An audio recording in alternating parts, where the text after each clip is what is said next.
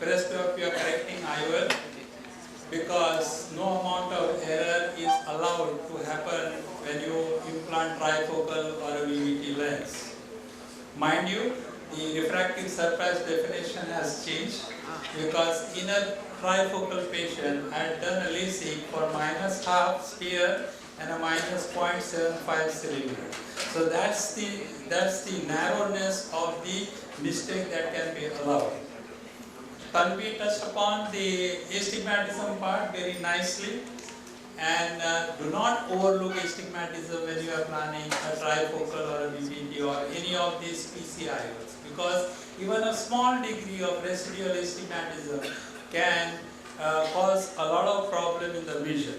And mind you, you might have to prescribe 0.75 cylinder for both distance and near.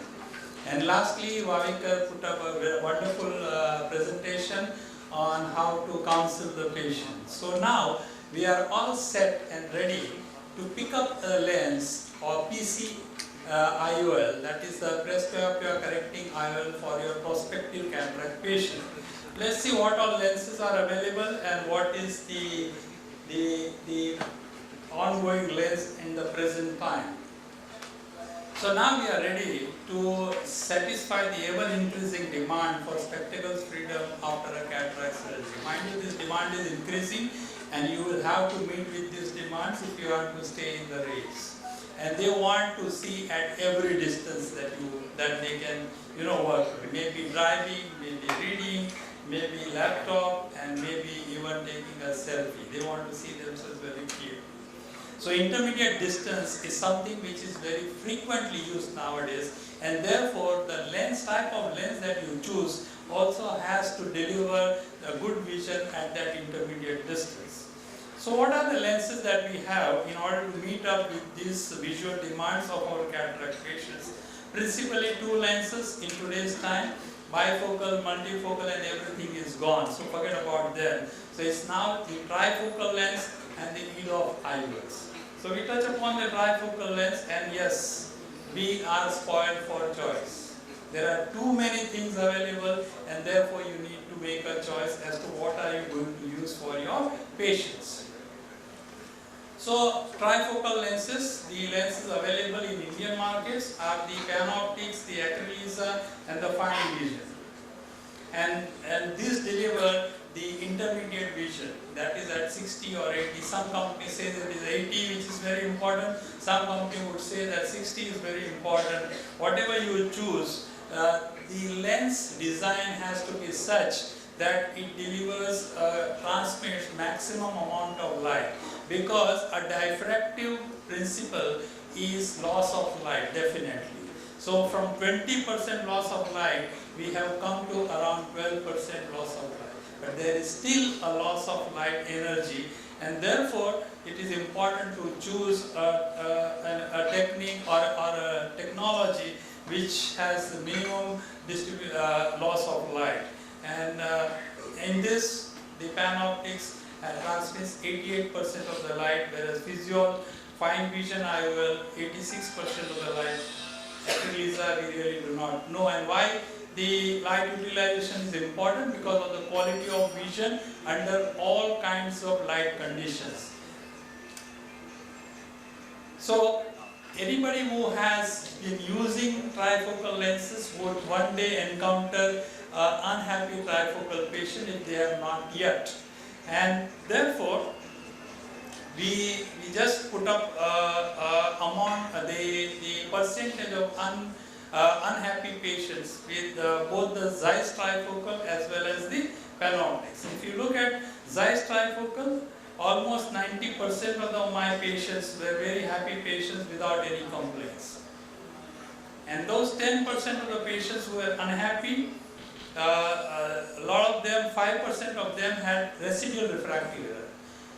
Imagine that most important hindrance to the trifocality is hemianthropia both for distance and near. And if you cannot achieve that, and if you are not willing to, as a surgeon, accept that there is a residual refractive error, you are in a state of confusion with the patient. And patient might leave you because you don't want to prescribe glasses, and the patient has a residual refractive error. Once you correct the residual refractive error, most of the patients are happy. And important to note that not a single trifocal lens has been explanted by me till date. Let's look at the panoptics, however. Just 9 out of 397 patients till today are, only 9 patients are unhappy. What are we talking about unhappy patients? We are talking about a minuscule of patients. And if you are bang on the emmetropia, you have done all your pre-operative checkup, you have looked at your patient very nicely, there are very less chances that you will get an unhappy patient. The problem is when you get an unhappy patient, then you have to spend a lot of chair time with the patient post-operatively, trying to find out why the patient is unhappy and trying to solve the unhappiness and make him happy. And it is possible, it's not that it is not possible. Very few patients really need IOL explantation. I recently had a patient, young female, operated both eyes, panoptics, had a halos and glare. I said, you will settle down, she's going back to US. I said, come back when you make a visit to India. She came back very recently, about 3 months back. And I said, how is your halos? She said, the halos are still there. I went to a doctor there in US and he did something, but the halos didn't go.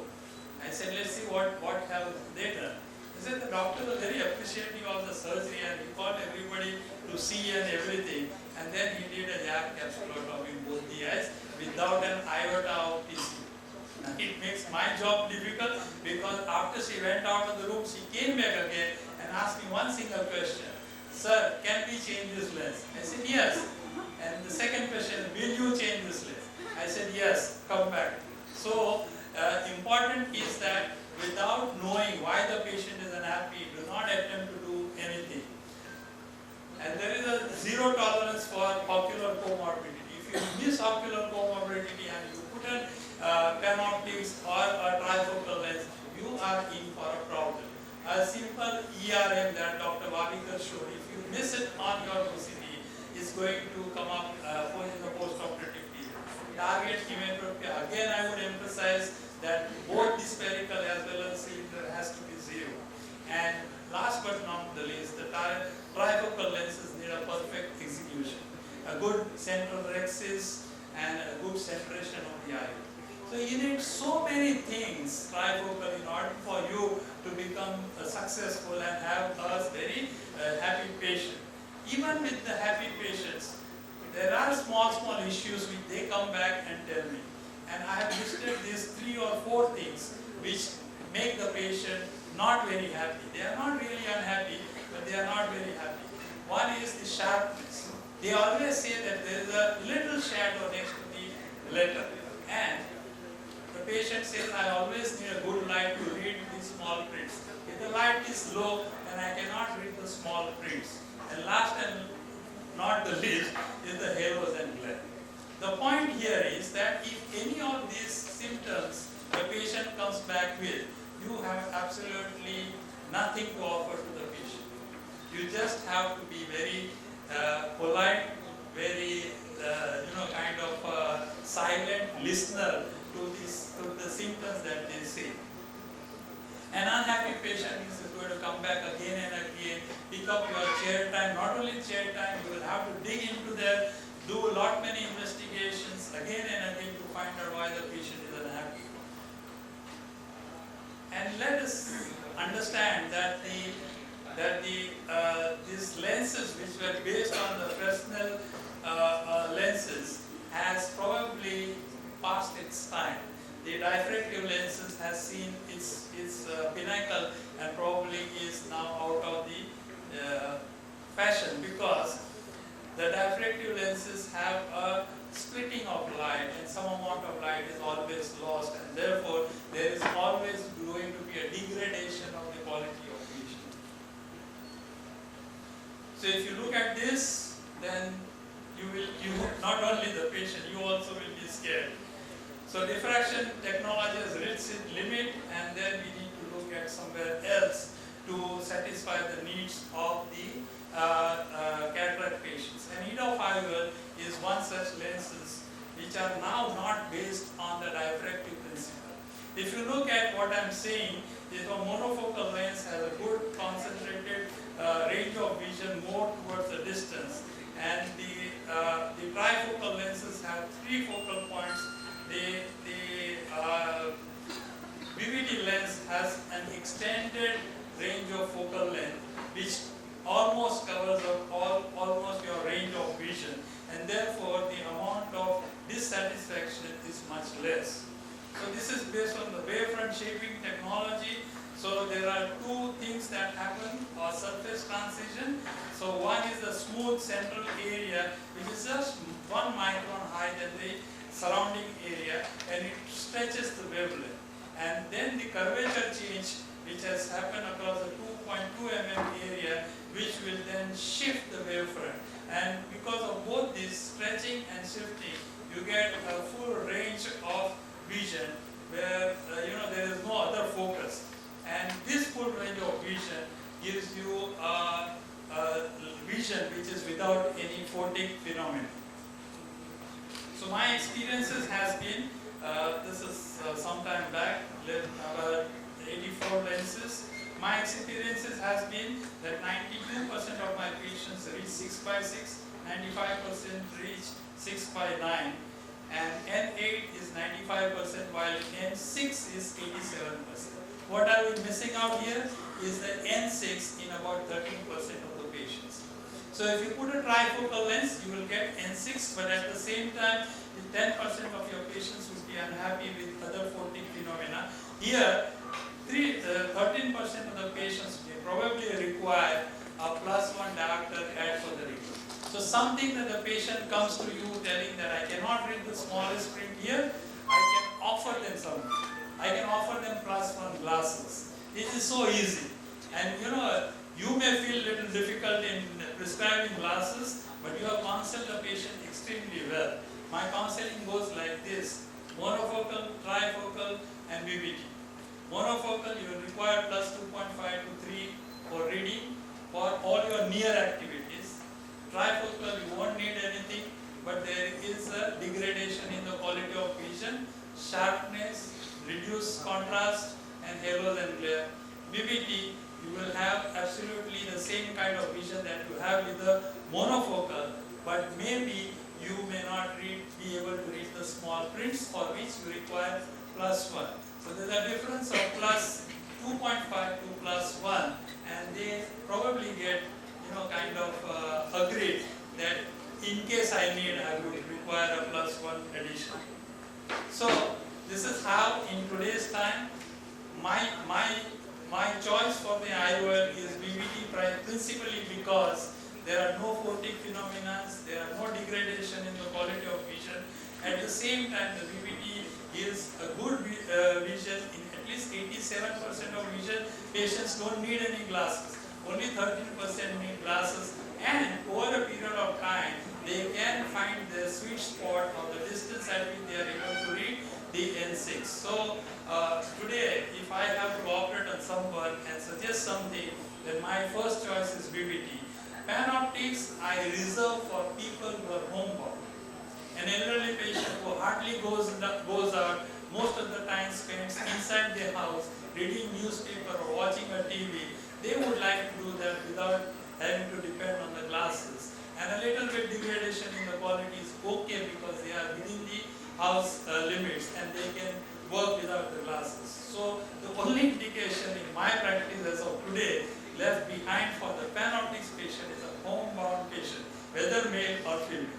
And mind you, as you say, you put it in a female, most of my complaining patients of VVT are females.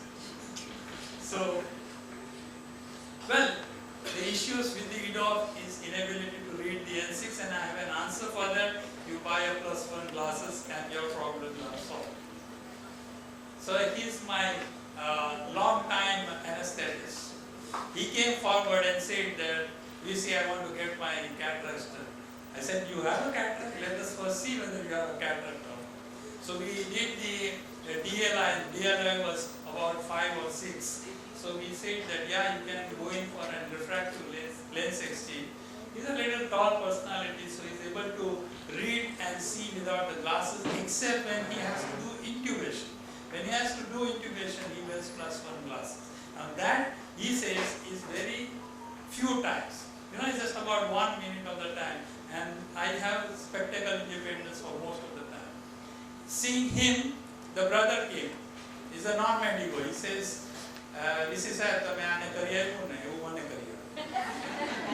So the thing that you did with my brother, you do it with my hand, I'm ready. So he also got a BVT done. So over a period of time, the BVT usage is increasing, the panoptics usage is coming down, and today the choice of lens is BVT for me as a PC correcting IOL. But caveat is that your biometry has to be perfect as given by him. Your astigmatism has to be corrected, and you have to do a good counseling of the patient. Open out all your cards. Don't keep it anything with you. Don't say that this is better than this. Let them decide. You tell everything, the advantages and disadvantages, and they are all smart people, much smarter than the doctors, and they will make a good decision. So today, the presbyopia correcting IOL for me in my practice is the EDOF lenses, and a very small segment of patients are receiving the panoptics of the trifocal. Thank you for a kind attention. Thank you, Dr. Mehta sir. It's a completely different perspective from what conventionally we have been thinking about. And just a few minutes back, when Dr. Rajesh asked, amongst the panelists itself, there was a difference of opinion of the lens that they themselves would go. So, having said that, I would like to know from the panelists who opted for trifocal, vis-a-vis Dr. Mehta sir, who is strongly vouching for a VVT lens. What are the thoughts behind selecting a trifocal for your own self, sir?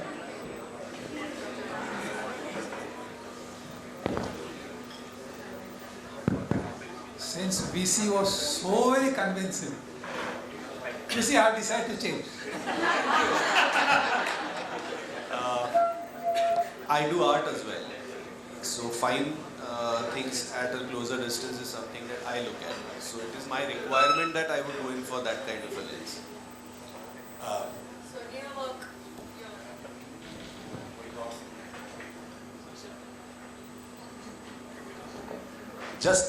I'd like to share one case where I had to operate both eyes of a husband and wife who came from Kuwait, panoptic. So in the wife's last eye, second eye got stuck, there was not VVT toric, one diopter correcting at that time. Sorry, panoptic toric, I couldn't get at that power, so I have to put VVT. That lady sir clearly told me, इसमें एकदम अच्छा दिखता है VVT में, panoptic बनता है अच्छा. So I have a direct correlation. Thank you. You had a direct comparison with VVT and toric. One, as Dr. Abhijit rightly mentioned, is the need for N6 vision or very close range vision as he needs for artwork. So that could be one deciding factor.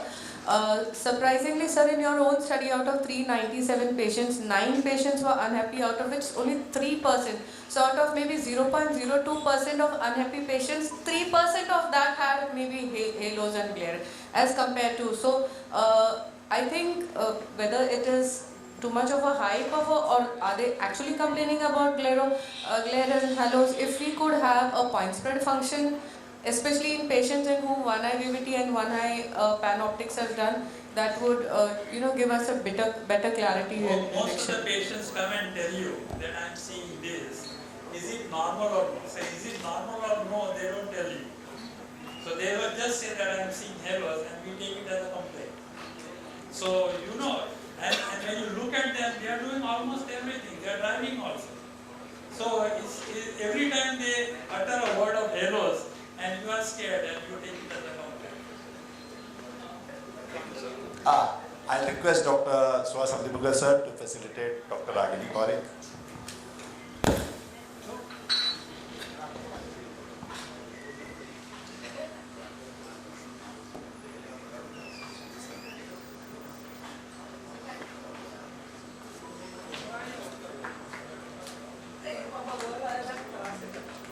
Sir.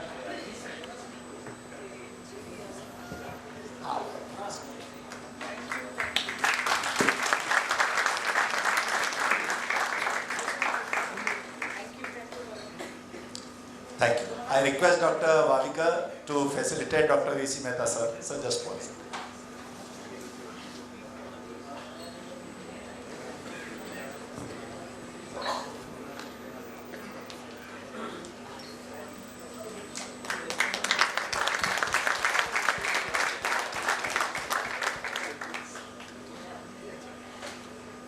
Thank you. We can have the questions later on. Please write down your questions.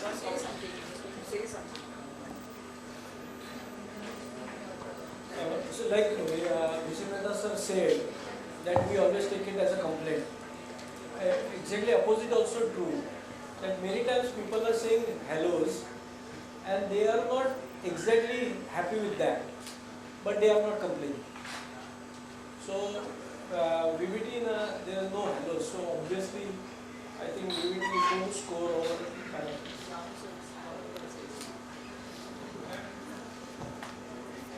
Excellent talk, VC. But I have a slightly different perspective. Just like Wavikar said just now, very often what these patients say are observations rather than a real complaint. And as far as you tell them that you are with them, you can take care of them, you understand what the problem is, they go ahead and live with it. And I have a -2 diopter lenses with me. And most often I do a bilateral implantation when the patient comes up with bad halos. I don't get aggressive. I don't say you're pre-born, why are you complaining now? I say, yes, this is a small price that you're paying for it. Read this newspaper, you're reading very comfortably. You put on these -2 diopter lenses and then I can change these lenses, but this is what you'll get. Immediately they say that, no, I'm fine. I mean, I'm just glad. Fellows, it's once in a while it bothers me, I'm not bothered by that. But I think it's also a wrong concept to think that these industrialists, high-flying people are the troublemakers. I don't get the cabinet ministers has been a big time shot, but at the local level, industrialists and people who are extremely successful, they never want to let the people know that they made a choice, a wrong choice, whether it's their lens or their wife or their business. So even if they have a problem, they might discuss it with you, but they don't spread it around the whole world. But that old lady over there who has a little irritation because of dry eye, she goes around telling the whole colony that I was much better off before the cataract surgery and she much more damaging. Yes, so I'm really wary of this, compartmentalizing them into a type A personality and simple old lady. It doesn't work like that. You have to address all patients. And I have used VBT, I have used eye hands, and I'm not very enamored by them because most often what we are looking for is good real near vision. And at the age of 70s, 75, I think even I won't be driving too much in the night time on my own, maybe short distances. And as you very nicely showed, we are looking for true spectacle independence for all distances. And for that, I think as of now, the trifocal technology is what does that. And there is a small compromise when it comes to these EDOF lenses, which is definitely an excellent choice to have. But I think I personally thought when that question was asked, you said trifocal? No, sir. You said VBT? Okay. Right. And Mridula, just to take what you said about one eye VBT, one eye trifocal in this study, I just wanted to know from all, are we not doing disservice to that patient by putting trifocal in one eye and VBT in the other eye? Once he has tasted something for the other eye, you better be in the same category. If you put VBT in one and trifocal in another, patient will always be unhappy because of the comparison. I'll put my trouble, sir. They were husband-wife, they came from far distance. It was a reverse scenario. We were putting, I promised VBT in both eyes, I just forgot. So after putting VBT in first eye, it was fine. At that time it was launched and they don't have a one diopter toric. And there was VBT toric in both eyes. And in the wife's second eye, I was stuck. There was one diopter still. And I discussed, I have no option. There is no VBT toric in this diopter. I have to put panoptic toric and explain everything. All counseling was done. And they were very happy. There was no major complaint. But I myself asked pointedly, ये आँख में और ये आँख में कैसा दिखता है? She said, Dr. Sir, इसमें अच्छा दिखता है. So that was, they were not complaining, they were not having agree. The problem was the unavailability of the toric powers.